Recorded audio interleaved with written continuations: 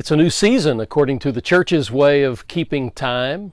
Welcome to the time of Pentecost and to the next of these organic devotions. Thanks for sharing the moments. We got some fun news in recent days. We've known for a few weeks now that my daughter and son-in-law are expecting a baby, our first grandchild, but the gender was still a mystery until now. Having brought home the revelation sealed in a doctor's envelope, they had their own unveiling in private, 1,000 miles away, and they could have simply phoned us with the news, but they wanted us to share something of the same moment of excitement that they had had, where we are. So we were instructed to go to a certain cupcake shop the next day and ask for the cupcake that would be waiting for us. We would cut into the cake to find an interior either pink or blue. It was a joy. It's fascinating the way good news can travel.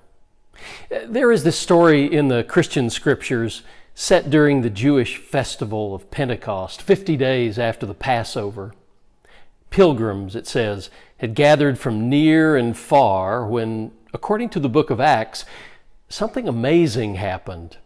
The Holy Spirit swept through the place where the disciples had gathered, and people heard the good news proclaimed in their own language.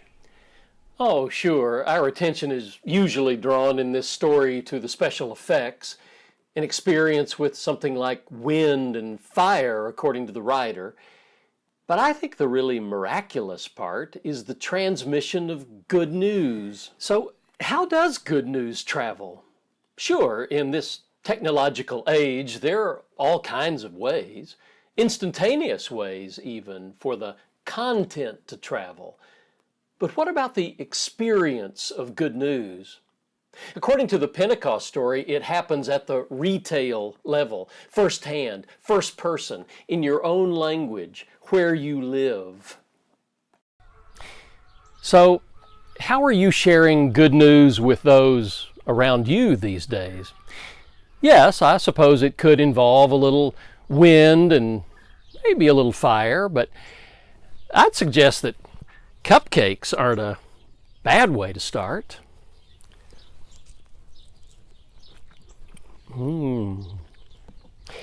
Hearing from you would be good news to me.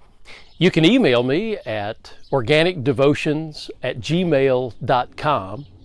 And as always, I hope you'll join me here again next week for the next Organic Devotions.